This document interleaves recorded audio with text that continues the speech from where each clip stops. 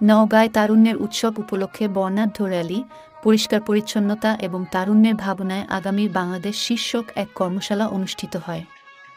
আজ দুপুরে মহাদেবপুরের রায়গা ইউনিয়ন পরিষদের উদ্যোগে র্যালি ও কর্মশালা অনুষ্ঠিত হয়। উক্ত কর্মশালা ও বর্ণাঢ্য র্যালিতে ৩০০ জন তরুণের নেতৃত্ব দেন রায়গা ইউনিয়ন পরিষদের চেয়ারম্যান অধ্যক্ষ আরিফুর রহমান।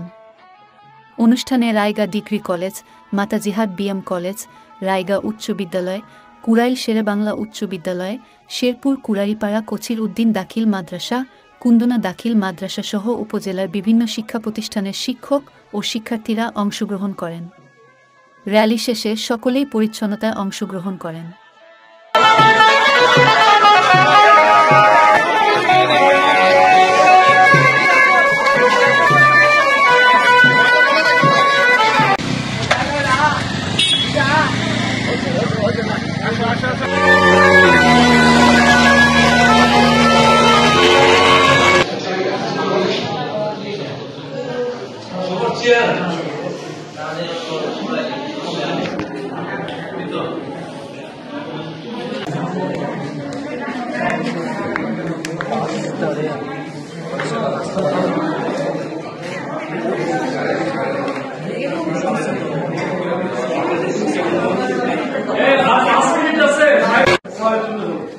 এই যে শিক্ষকরা আজ সবাই মিলে খাতা দেখবে, শিক্ষকরা জানবে না এই খাতাটা কার, তার ব্যবস্থা আমি করব।